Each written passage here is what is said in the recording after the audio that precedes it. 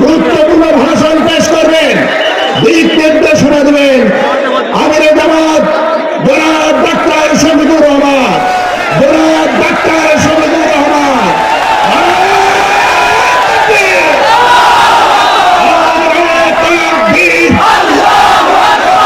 আমাদের জামাতের আগমন ফরিদপুরবাসীর পক্ষ থেকে লাল গোলাপ শুভেচ্ছা।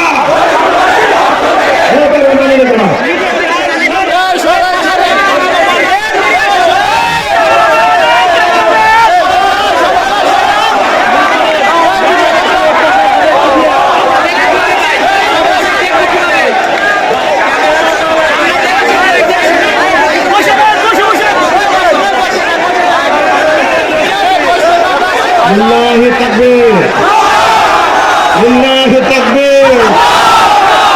আসসালামু আলাইকুম ওয়া রাহমাতুল্লাহ। ফরিদপুরবাসী আপনারা কেমন আছেন? আমাদের কলেজের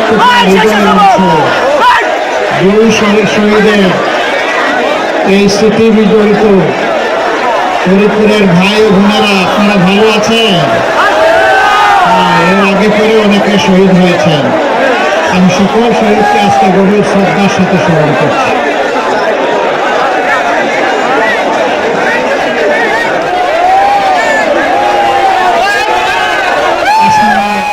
নির্বাচনকে সামনে রেখে বাংলাদেশের ঐতিহ্যবাহী জেলা ফরিদপুরে 11 দলীয় নির্বাচনী ঐক্যবদ্ধ বাংলাদেশ তার উদ্যোগে আয়োজিত আজকের এই নির্বাচনী জনসভার সম্মানিত সভাপতি, সভামঞ্চে বসা 11 দলের বন্ধু সংগঠনের সম্মানিত নেতৃবৃন্দ, শহীদ পরিবারের গর্বিত সদস্যবৃন্দ, ৭১-এর রণাঙ্গনের মুক্তিযুদ্ধ এবং তাদের পরিবারের সদস্যবৃন্দ, ২৪-এর বিপ্লবের জুলাই যোদ্ধাবৃন্দ, ফরিদপুরের ভাই ও বোনেরা, আজকের এই বিশাল জনসভায় শৃঙ্খলার কাজে নিয়োজিত রাষ্ট্রের বিভিন্ন গুরুত্বপূর্ণ বাহিনীর সম্মানিত সদস্যবৃন্দ, একই দায়িত্বে নিয়োজিত প্রশাসনের কর্মকর্তাবৃন্দ এবং সাংবাদিক বন্ধুগণ, ঢাকার বাইরে নির্বাচনী প্রচারণার আর একটা দিন মাত্র আমার হাতে আছে। এটাই মূলত বলতে হবে শেষ দিন। আমি আজকে আপনাদের মাধ্যমে গোটা জাতির সামনে কিছু বার্তা দিতে চাই। সামনে কোনো মাইক আর চলবে না, মাইক বন্ধ করেন। আপনাকে এই দায়িত্ব কেউ দেয় নাই, আপনি বসাবেন উঠাবেন। আপনার মাইকটা বন্ধ করে আপনি বসে যান। এরপরে যারা তারা দাঁড়াবে। আর কাউকে বসার কথা বলার দরকার নেই ভাই, একটু নিজেকে সংযত করো। সম্মানিত ফরিদপুরবাসী, আমি প্রথমে এই এলাকার কিছু কথা আপনাদের সাথে শেয়ার করতে চাই। ফরিদপুর পদ্মা বিধৌত একটি ঐতিহ্যবাহী জেলা। এই জেলার জন্ম গতকাল হয় নাই। এই জেলার জন্ম হয়েছে যোজন আগে। এরকম জেলা, বহু জেলা ইতিমধ্যে বিভাগে পরিণত হয়েছে, বিভাগে হেডকোয়ার্টার হয়েছে, মেট্রোপলিটন সিটি হয়েছে, সিটি কর্পোরেশন হয়েছে, উন্নয়ন কর্তৃপক্ষ গঠিত হয়েছে। কিন্তু ফরিদপুর কেন মাটির সাথে গড়াগড়ি যাচ্ছে? কেন হলো না? কারণ ফরিদপুর জায়গাটা ফরিদপুরে থেকে গেছে, অন্য একটা জায়গায় হয় না। এই কারণে আমরা সমস্ত জেলাকে সম্মান করি, কিন্তু যার যেটা পাওনা তাকে দিতেই হবে। এই ফরিদপুরের বিভাগ নিয়ে আগেও কথা বলেছি, এখনো কথা বলছি। ইনশাআল্লাহ বিইজনিল্লাহ আল্লাহ তাআলার ইচ্ছা এবং সাহায্যে আমরা যদি আগামী নির্বাচনের মধ্য দিয়ে এই দেশের জনগণের সেবা করার সুযোগ পাই, কথা দিয়ে যাচ্ছে ফরিদপুর নামেই বিভাগ হবে ইনশাআল্লাহ, অন্য কোনো নামে নয়। বাংলাদেশে পর্যন্ত যে কয়েকটি বিভাগ আছে নির্দিষ্ট সুনির্দিষ্ট জায়গার নামে হয়েছে। এটা নিয়ে শৌচাচারি করার কোনো দরকার ছিল না। এটা নেহায়েত এক ধরনের জিবি মানসিকতার থেকে এটাকে পিছিয়ে রাখা হয়েছে। ইনশাআল্লাহ এই কালো অধ্যায়ের অবসান হবে। এই ফরিদপুর বিভাগ হওয়ার সাথে সাথে ফরিদপুরকে কেন্দ্র করে সিটি কর্পোরেশন হবে, মেট্রোপলিটন সিটি হবে, উন্নয়ন কর্তৃপক্ষ গঠিত হবে ইনশাআল্লাহ। এখন বলবেন যে জেলার কি হবে? অবশ্যই নদী আল্লাহ তাআলার নিয়ামত, কিন্তু সেই নদীগুলোকে হত্যা করে কঙ্কাল এবং মরুভূমি বানানো হয়েছে। আমরা সেই নদীগুলোতে প্রাণ ফিরিয়ে আনতে চাই। আমাদের উন্নয়ন কর্মকাণ্ডের যদি আল্লাহ আমাদেরকে সুযোগ দেন, অন্যতম প্রধান অগ্রাধিকার হবে নদীগুলার জীবন ফিরিয়ে দেওয়া। নদীর জীবন যদি ফিরিয়ে আসে, বাংলাদেশের জীবন ফিরে আসবে। এই নদী শুধু পানি দেয় না, এই নদী বহু সম্পদ আমাদেরকে দান করে। সম্মানিত ভাইরা, এখানে মেডিকেল কলেজ হয়েছে কিন্তু পূর্ণাঙ্গ হাসপাতাল হয়নি, সে একই কারণ। অথচ এরপরে বহু মেডিকেল কলেজ হয়ে তার হাসপাতাল রক্ষা করে অনেক উপরে চলে গেছে। ইনশাআল্লাহ এই দাবি আপনাদের পূরণ হবে। তবে প্রথম দিনই হবে না, একটু ধৈর্য ধরতে হবে। এখানে পাট উৎপাদন হতো, আগে পাট করেছিল সম্ভব আমি জানি। এখন বোধহয় সেই পাট করিয়ে চলছে অথবা বন্ধ হয়ে গেছে। না, আমরা জাতির যুবকদের হাতে বেকার ভাতা দিতে চাই না। আমরা জাতির যুবকদের হাতে সম্মানের কাজ তুলে দিতে চাই। কাজ যদি তুলে দিতে হয় তাইলে মিল ফ্যাক্টরি ইন্ডাস্ট্রি বন্ধ করলে হবে? বন্ধগুলো চালু করতে হবে, নতুন নতুন মিল ফ্যাক্টরি ইন্ডাস্ট্রি গড়ে তুলতে হবে। যেখানে কৃষি পণ্যের সম্ভাবনা বেশি উৎপাদন হওয়ার, সেখানে ইনশাআল্লাহ কৃষি ভিত্তিক ইন্ডাস্ট্রি গড়ে তোলা হবে। যেখানে ওইটুকু সুযোগ নেই, সেখানে ইলেকট্রোমেকানিক্যাল ইন্ডাস্ট্রি গড়ে তোলা হবে। আমাদের মূল লক্ষ্য হচ্ছে গোটা বাংলাদেশকে শিল্পে পরিণত করা, পুরোনো ধাঁচের কাজকর্ম থেকে বাংলাদেশকে সামনে নিয়ে আসা। আফসোস 54 বছরে আরো অনেক কিছু আমাদের পাওনা ছিল, সেইটুকু আমরা পাইনি। আমি বলবো না যে কিছুই হয়নি, হয়েছে, কিন্তু তার চাইতে 7 গুণ বেশি হওয়া সম্ভব ছিল। বাংলাদেশের 1 কিলোমিটার রাস্তা বিগত সরকার আমলে তৈরি করতে, মেরামত করতে যে পরিমাণ খরচ হয়েছে, চীনের মতো দেশ, ভারতের মতো দেশ তাদের তার চাইতে 7 ভাগের 1 ভাগ অর্থ দিয়ে তারা সেই রাস্তা তৈরি করে। এই রাস্তার টাকা কোথায় গেল? কার পেটে ঢুকলো? কোন দেশে আশ্রয় নিল? জনগণ খুঁজে বের করবে। আর জনগণ যাদেরকে সরকারি দায়িত্ব দিবে সরকার হিসেবে, তাদের দায়িত্ব হবে ওদের পেটের ভিতরে হাত ঢুকে সেগুলো বের করে নিয়ে আসে।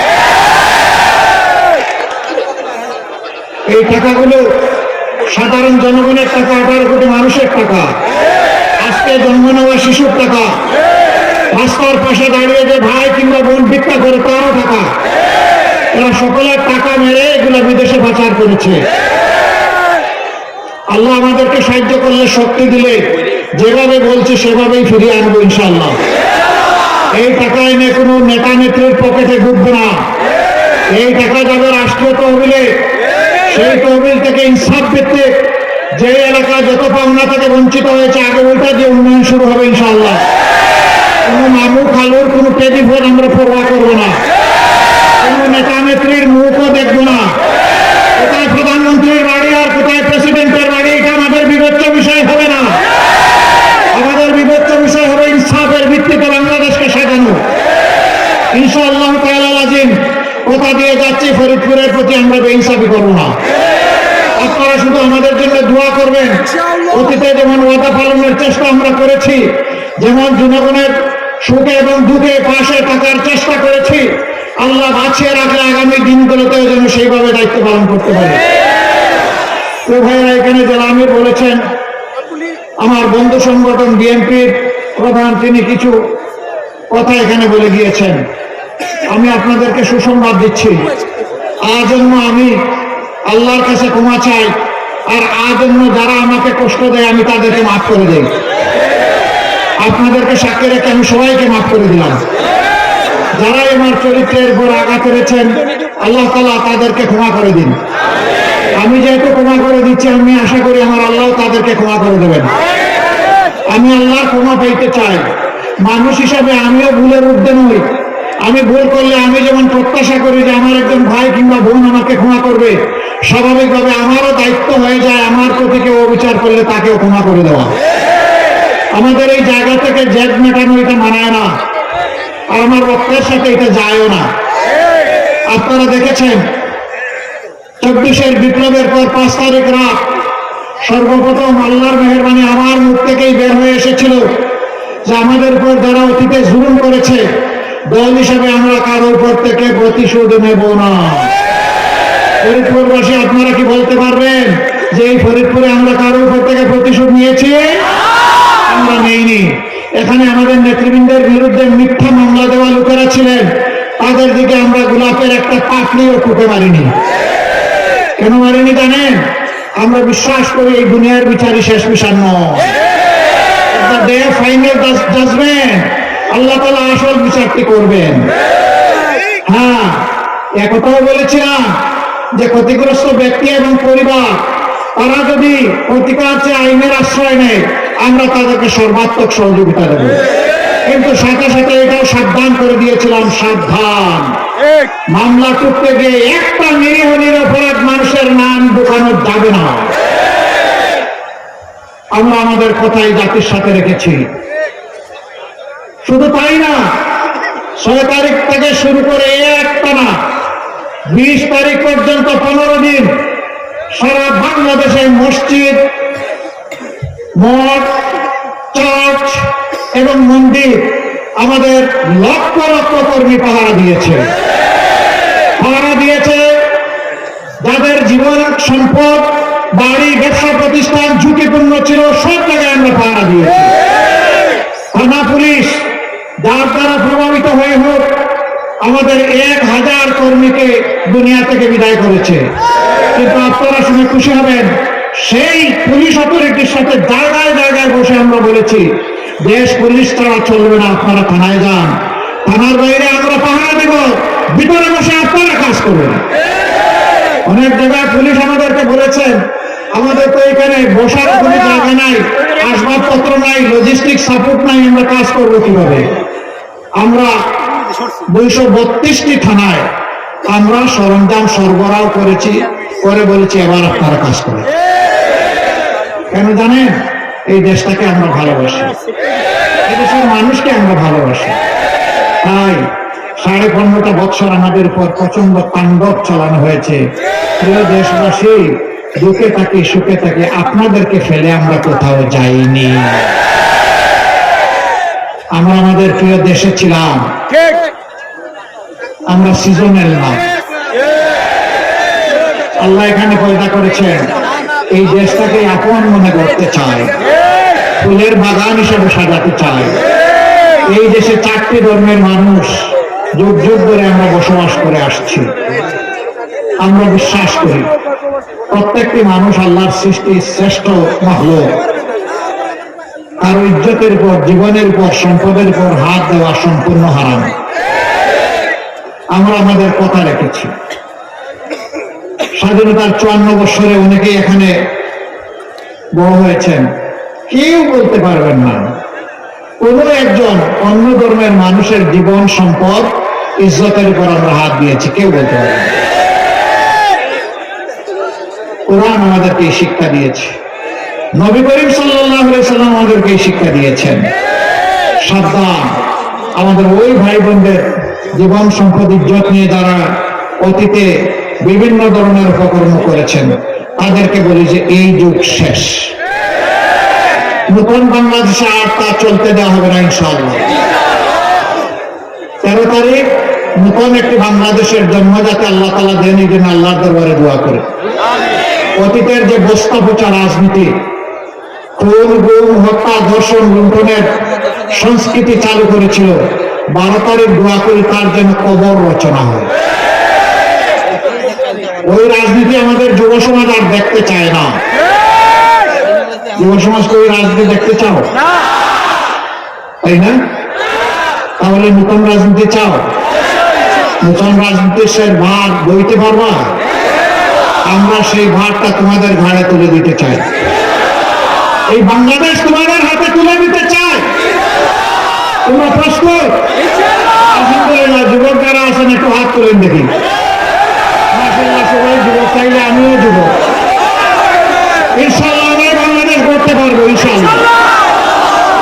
যে বাংলাদেশে আর কোনো চাঁদাবাজি হবে না, যে বাংলাদেশে আর কোনো মামলাবাজি হবে না, যে বাংলাদেশে দুর্নীতি হবে না, যে বাংলাদেশে আর কোনো অবিচার চলবে না, যে বাংলাদেশে আর যুবকদেরকে, শিক্ষিত যুবকদেরকে বেকার হয়ে ঘুরতে হবে না, এই বাংলাদেশে আমার মায়ের গায়ে কেউ হাত দেওয়ার এক দুঃসাহস দেখাবে না, যে বাংলাদেশে শিশু আর অনাদরে অবহেলায় শিক্ষা আলো থেকে বঞ্চিত হবে না, চিকিৎসা সেবা থেকে বঞ্চিত হবে না, সারা জিন্দগি দেশকে জাতিকে দিয়ে অবসর সময়ে যখন মানুষ বৃদ্ধ হয়ে যায় তখন যন্ত্রণা নিয়ে আর ভুগতে হবে না, কোথায় আমি একটু চিকিৎসা পাবো তার জন্য হাহাকার করতে হবে না। সেই বাংলাদেশটা ইনশাআল্লাহ আমরা করতে চাই। এই বাংলাদেশের সাথে আপনারা থাকবেন ইনশাআল্লাহ তাআলা আজিম। ওই বাংলাদেশ হবে কৃষক, শ্রমিক, জেলে, কামার, কুমার, ভোটে, মাঝি, মজুর সকলের বাংলাদেশ। মানুষ সম্মানিত হবে তার পেশার জন্য, তার কাজের জন্য। মানুষের মধ্যে কোনো বড় ব্যবধান সৃষ্টি করতে আমরা দেব না। আর জাতিকে ভেঙে টুকরা টুকরা করে আর মুখোমুখি হতে দেব না। ওই দিন শেষ, এখন ঐক্যবদ্ধ বাংলাদেশ ইনশাআল্লাহ তাআলা আজিম। দেখেছে বাংলাদেশ টেকনাফ থেকে তেতুলিয়া, রূপসা থেকে পাথুরিয়া, সারা বাংলাদেশ দেখেছে। যুবকরা জানিয়ে দিয়েছে আমরা প্রচার রাজনীতির সাথে নাই। আজ 5টা বিশ্ববিদ্যালয়ে তারা রায় দিয়ে বলে দিয়েছে আমরা নতুন বাংলাদেশ চাই। সেই নতুন বাংলাদেশের পক্ষে তারা দৃঢ় অবস্থান নিয়েছে। অভিনন্দন, মোবারকবাদ যুবকদেরকে। আরো বিশ্ববিদ্যালয়গুলোতে নির্বাচন হলে একই চিত্র ফুটে উঠত। কিছু লোক বলে জাতীয় সংসদ নির্বাচন আর ছাত্র সংসদ নির্বাচন এক নয়। আমি জিজ্ঞেস করতে চাই, আমাদের এই সন্তানদেরকে আবার কেন অপমান করা হচ্ছে? তারা কি এই দেশের নাগরিক না? তারা কি এই দেশের ভালো মন্দ বুঝে না? তারা কি এই দেশ নিয়ে চিন্তা ভাবনা করে না? তারা কি একটা সুন্দর দেশ দেখতে চায় না? যারা এই কথা বলেন কার্যত তারা যুব সমাজকে অপমান করেন। ইনশাআল্লাহ সেই অপমানের প্রতিশোধ এই যুব সমাজ নেবে। কিভাবে? মারামারি করে নেবে না, বুদ্ধিভিত্তিক ভাবে আগামী 12 তারিখ নেবে ইনশাআল্লাহ।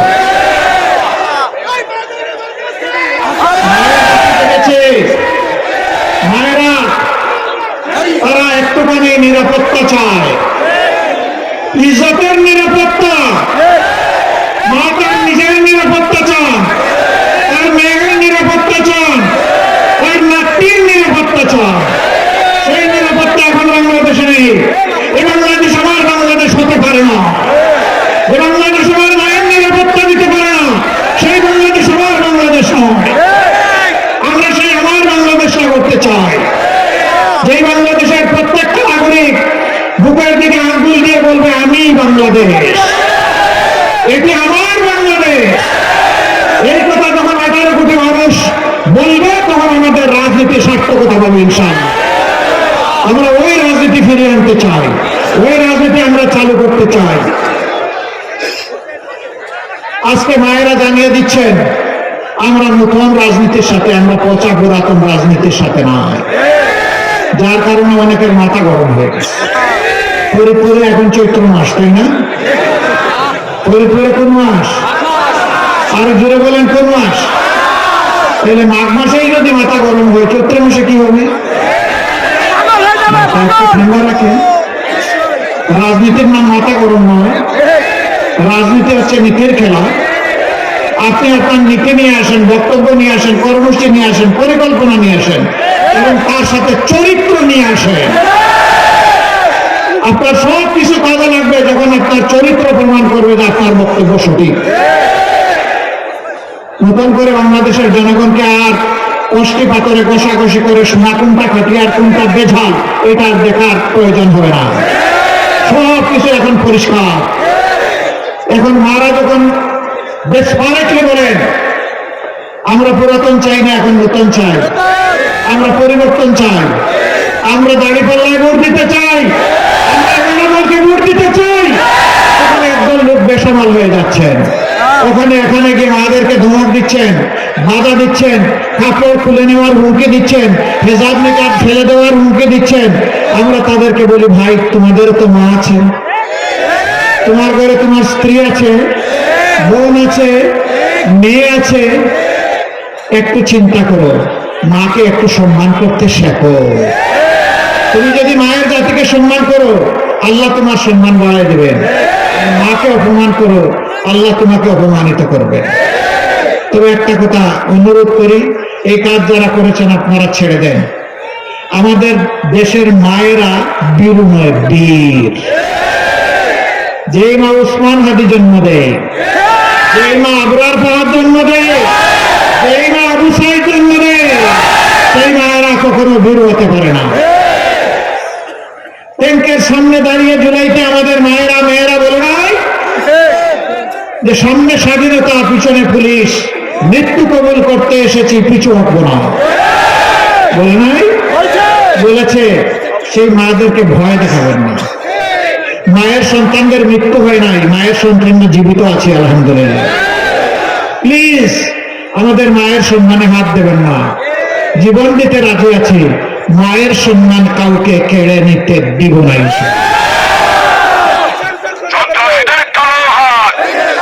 সম্মানিত ভাইয়েরা, 12 তারিখে দুটি ভোট। কয়টা ভোট? একটা গণভোট। গণভোটে কি বলবেন? কি বলবেন? হ্যাঁ মানে আজাদি, না মানে গুলামি। আজাদি না গুলামি? আজাদি না গুলামি? ইনশাল্লাহ আজাদের পক্ষে হা ভোট। ইনশাল্লাহ হা বিজয়ী হবে। সেই হায়ের জোয়ার আছে বাংলাদেশে ইনশাল্লাহ। দ্বিতীয় ভোটটি হচ্ছে এই যে আজাদিকে সংরক্ষণ করার জন্য সেই আজাদিওয়ালা দল লাগবে যারা, বা একটা গ্রুপ লাগবে যারা এই দেশটা ইনসাফের ভিত্তিতে চালাবে। সেই ভোটটা ইনশাআল্লাহ এবার 11 দলকে আপনারা আমানত হিসাবে সমঝাবেন। অতীতে যেমন আপনাদের সম্পদ নিয়ে আমরা কোনো খেয়ানত করি নাই, ভবিষ্যতে সেই আমানত সংরক্ষণ করবো ইনশাআল্লাহ।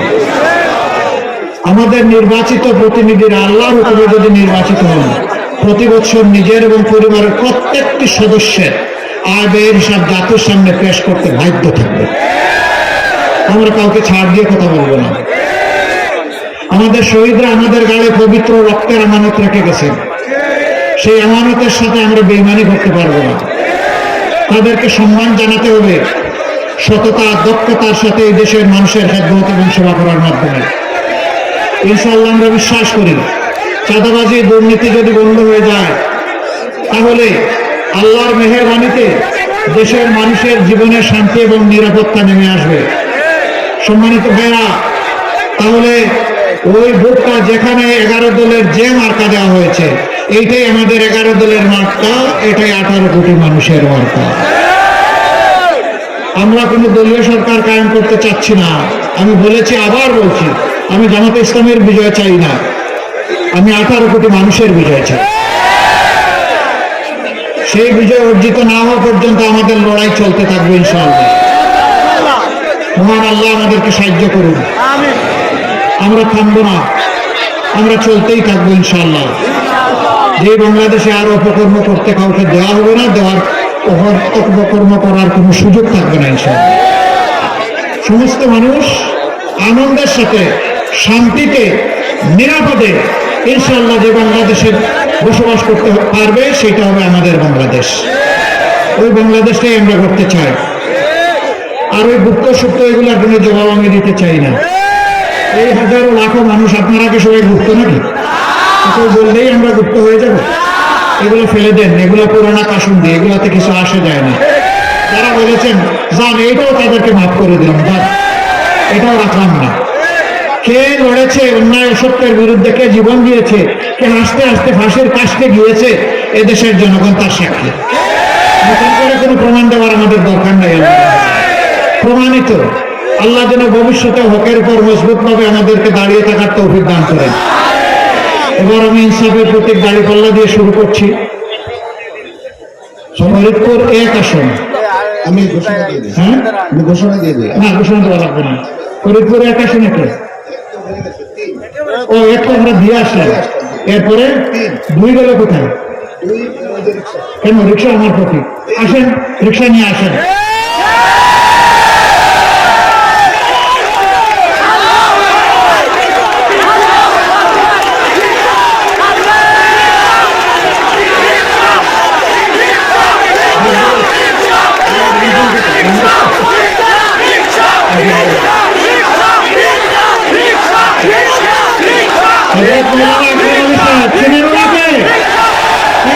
চেহারা ভালো লাগে দেখতে, ওই ভালো মানুষটাকে আমরা দিয়েছি আপনাদের সামনে। আপনারা তার সাথে আছেন। এই মার্কাটা দেখতে পাচ্ছেন, কি মার্কা? বাংলাদেশে যেই যানবাহনের সংখ্যা সবচেয়ে বেশি, এটার নাম হইল রিক্সা, তাই না? এই রিক্সাটা আমরা ওনার হাতে তুলে দিলাম। আল্লাহ তাআলা এর মধ্যে বারাকা নাযিল করুন। আল্লাহ তাআলা তাকে পূর্ণ সফলতা দিন। এই আলিম যেন সংসদে দাঁড়িয়ে বলতে পারেন, বাংলাদেশে আর কোন আলিমকে অপদস্থ করতে দেওয়া হবে না। ইসলামকে উচ্চকিত করে ধরার জন্য তিনি যেন কণ্ঠ ঝেড়ে মেরে কথা বলতে পারেন, মানবতার পক্ষে কথা বলতে পারেন। আল্লাহ তাকে তৌফিক দান করুন। এরপরে 4, ফরিদপুর 4, 3, জি 3 আসেন। 17 আসেন, তাই না? মাশাআল্লাহ তাআলা আসেন।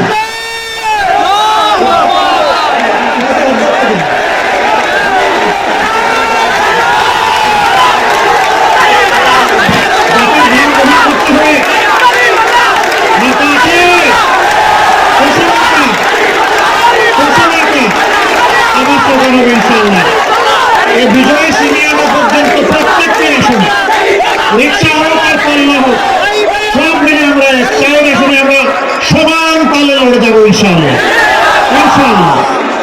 এরপরে ফরিদপুর 4,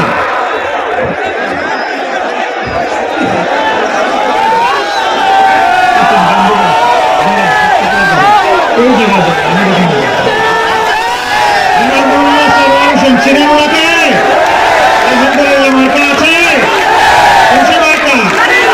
কোনসে মার্কা আবার হবে ইনশাআল্লাহ। এরপরে রাজবাড়ি কত 2 নাকি? 2 জনে আসেন, আসেন। হ্যাঁ, আসেন আসেন আসেন আসেন। রাজবাড়ি আপনি ধরেন, সুস্থ করে ধরেন। এই জায়গায় মাথা আছে কোথায়? রাজবাড়িতে কোথায়? ইনশাআল্লাহ আল্লাহর জয় হবে ইনশাআল্লাহ, ইনশাআল্লাহ। অ্যাডভোকেট নুরুল ইসলাম সাহেব, আপনাদের আবার জামাই কিন্তু উনি অনেক সময় ছেলের চাইতে মানুষ জামাইকে বেশি ভালোবাসে না? জামাইয়ের জন্য সবাই ভালো করে দোয়া করে দেবেন ইনশাআল্লাহ। জি, এরপরে রাজবাড়ি 2, মাশাআল্লাহ। মার্কা দেখতে পাচ্ছেন? মার্কা আরে দূরে দূরে শুনে ইনশাআল্লাহ 12 তারিখ জিতে যাবে স্বপ্নাকুলি, মাশাআল্লাহ। এবার আমরা দাঁড়িপাল্লার পক্ষে একটু, যেহেতু এখানে 3টা প্রতীক আমরা হাতে দিয়েছি, তাদের পক্ষে মাথার উপর আসে। আচ্ছা, মাশাআল্লাহ, আসেন। হ্যাঁ, এটা মাদার উপর 3, হ্যাঁ মাদার উপর 3, জনাব রফিকুল ইসলাম। তার হাতে আমরা ইনসাফের প্রতীক দাঁড়িপাল্লা তুলে দিলাম। তার জন্য দোয়া করবেন, আল্লাহ যেন তাকে সেখানে মর্যাদার সাথে সাফল্য এবং বিজয় দান করেন। এরপর আর কেউ আছেন? আর নাই, এতটুকু, মাশাআল্লাহ। এবার আসেন, আওয়াজ তুলি। ভাই প্রতীক আছে? প্রতীক আরেকবার ইনশাআল্লাহ আকাশ বাতাস কাঁপিয়ে দাও। 12 তারিখ সারাদিন সন্ধ্যা ইনশাআল্লাহ বিজয় হবে, বিজয় মেলা। মাশাআল্লাহ তাআলা। এবার বিদায়ের খেলা। লিল্লাহি তাকবীর, লিল্লাহি তাকবীর, ইনকিলাব ইনকিলাব, জিন্দাবাদ জিন্দাবাদ, ইনকিলাব জিন্দাবাদ। ইনশাআল্লাহ 12 তারিখের বিজয় আল্লাহ তাআলা আমাদেরকে দান করুন। একটা বুক একটা সিট সবগুলোই গুরুত্বপূর্ণ। আর পাহারাদারি করবেন, বিজয় হাতে নিয়ে ইনশাআল্লাহ আল্লাহর ইচ্ছা করে ফিরবেন। তারপরে ভালো করে উঁচু করে 2 রাকাত নামাজ, 4টা সিজদা, ভিজা চোখ, আল্লাহর দরবারে শুকরিয়া আদায়। আল্লাহ হাফেজ। বাংলাদেশ জিন্দাবাদ। আসসালামু আলাইকুম ওয়া রাহমাতুল্লাহ।